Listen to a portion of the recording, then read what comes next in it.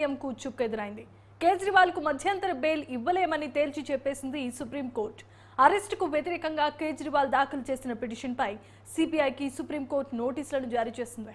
Telangana MLC కవితకు కూడా bail ఇవ్వలేమని తేల్చి చెప్పడంతో బీఆర్ఎస్ శ్రేణులో కొత్త ఆందోళన నెలకొంది. గత 5 నెలలుగా కవిత తిహార్ జైల్లోనే గడుపుతున్నారు.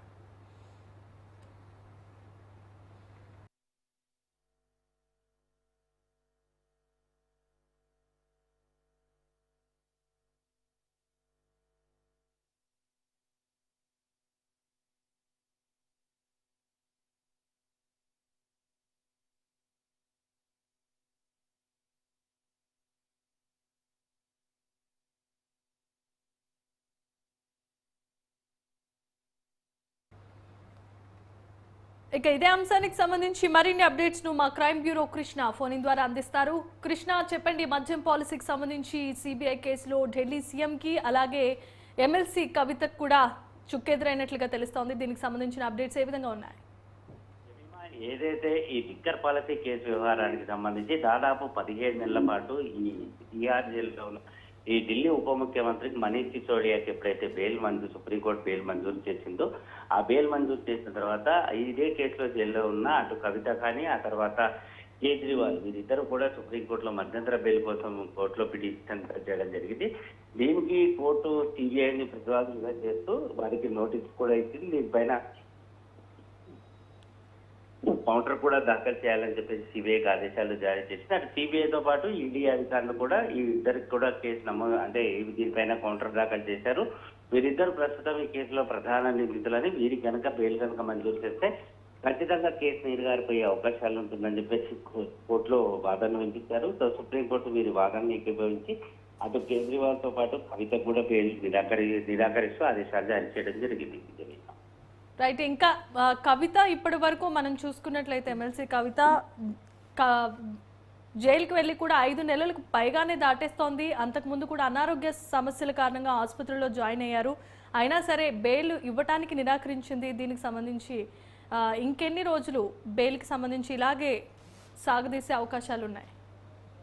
ప్రస్తుతానికి కేసు వ్యవహారానికి సంబంధించి కవితకు కానీ కేజ్రీవాల్ కానీ బెయిల్ రావడం అనేది ఇప్పట్లో సాధ్యం కాని పని అని చెప్పి అటు ఏదైతే సిబిఐ ఈడీ అధికారుల తరఫున వాదన వినిపిస్తున్నారో అడ్వకేట్ జనరల్ స్పష్టం చేయడం కూడా జరిగింది. ఈ కేసులో వీరిద్దరు కూడా ప్రధాన నిందితులు. వీరిద్దరు కలిసి ఈ కోట్లాది రూపాయల లిక్కర్ స్కామ్ కి కుంభకోణానికి పాల్పడ్డారు కాబట్టి ఇప్పటిపట్లో వీరికి బెయిల్ వచ్చే అవకాశాలు చెప్తున్నారు. సో సిబిఐ సుప్రీంకోర్టులో బెయిల్ వస్తుందంటే ఈ కేసులో మనీష్ సిసోడియాకి బెయిల్ వచ్చింది కాబట్టి ఖచ్చితంగా తమకు కూడా బెయిల్ వస్తుందని వీరిద్దరు కూడా భావించారు. కానీ వీరు ఏదైతే అటు బెయిల్ మంజూరు కావాలంటూ కోర్టులో పిటిషన్ వేసినప్పటికీ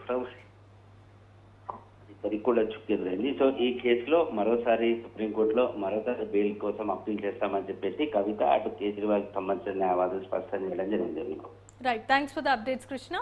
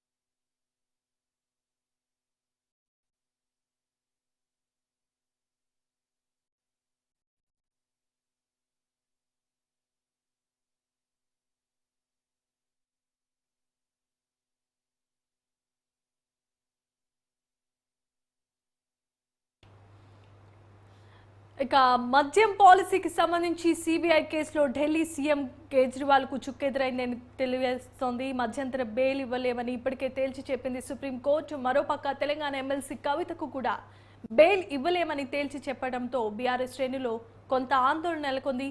ఇదే అంశానికి సంబంధించి మరిన్ని అప్డేట్స్ ను మా ప్రతినిధి బ్రహ్మాజీ ఫోన్ ద్వారా అందిస్తారు. బ్రహ్మాజీ, చెప్పండి.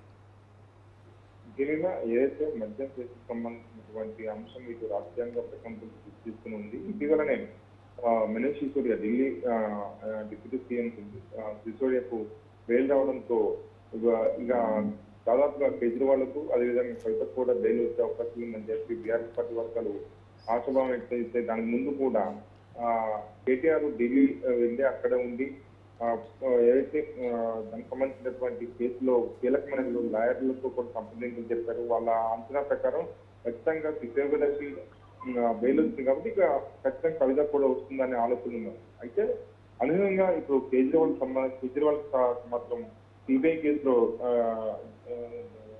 ఢిల్లీ సీఎం కేజ్రీవాల్ కి చెప్పేది. అయితే కేజ్రీవాల్ కి మధ్యంతరం బెయిల్ ఇవ్వలేమని చెప్పి సుప్రీంకోర్టు తెలిసి చెప్పడంతో ఇక దాదాపుగా కవితకు కూడా ఏదైతే బెయిల్ వస్తుందనే ఆశలోనే వాళ్ళన్ని కూడా నిరాశైనటువంటి పరిస్థితి బీఆర్ఎస్ పార్టీలో కనిపిస్తుంది. ఎప్పుడైతే సిసోడియాకి బెయిల్ వచ్చిందో ఖచ్చితంగా కవిత కూడా బెయిల్ వస్తుంది, బెయిల్ వచ్చే అవకాశాలు ఉంటాయని చెప్పని ఇటు బీఆర్ఎస్ పార్టీ వర్గాలు భావించే, అదేవిధంగా ఆమ్ ఆద్మీ పార్టీకి సంబంధించిన ఢిల్లీ వర్గాలు కూడా కేజ్రీవాల్కు బెయిల్ వస్తుందని భావం వ్యక్తం చేశారు. కానీ అనూహ్యంగా సుప్రీంకోర్టు ఇప్పుడే మధ్యంతర బెయిల్ ఇవ్వలేము. అయితే ఇటీవలనే సుప్రీంకోర్టు కూడా కొన్ని కీలకమైన వ్యాఖ్యలు చేసింది. ఆమె సాధారణ మహిళ కాదు, బలమైనటువంటి మహిళ, రాజకీయంగా బలమైనటువంటి వ్యక్తి కాబట్టి ఆమెకు బెయిల్ ఇవ్వలేము అంటూ కూడా అప్పుడు తిరస్కరించింది. సో దాంతో వెంటనే బీఆర్ఎస్ పార్టీలో నిరాశ అనేది అనిపిస్తుంది. ముఖ్యంగా దీనిలో కన్నా కుటుంబ సభ్యుల్లో మాత్రం ఈ పరిస్థితి అయితే చాలా స్పష్టంగా కనిపిస్తుంది. పిటిషన్ కనుక దాఖలు చేసిన సమయంలో బెయిల్ వస్తుందా లేదా కవితకు అనేది మాత్రం బీఆర్ఎస్ పార్టీకి సంబంధించినటువంటి ఆ నాయకులతో మాత్రం ఖచ్చితంగా ఆందోళన వ్యక్తం అవుతుంది. చూడాలి ఇక వాళ్ళకి ఈ సరైన బెయిల్ వస్తుందనే ఆశాభావంలో అయితే వాళ్ళు ఉన్నారు. ప్రస్తుతం కేజ్రీవాల్కి ఏదైతే బెయిల్ రాకపోవడంతో సుప్రీంకోర్టు నిరాకరించడంతో ఇక కవిత కూడా ఇప్పట్లో బెయిల్ వస్తుందా లేదా అని కూడా ఆందోళన వాటిలో కనిపిస్తుంది. Right, thanks for the updates Brahmaji.